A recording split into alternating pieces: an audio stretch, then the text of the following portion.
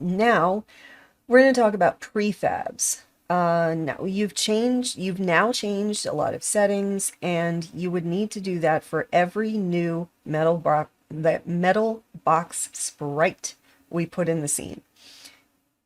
You could avoid doing that by copying and pasting the metal box in the hierarchy. Excuse me, I just ate dinner. To duplicate it in your scene.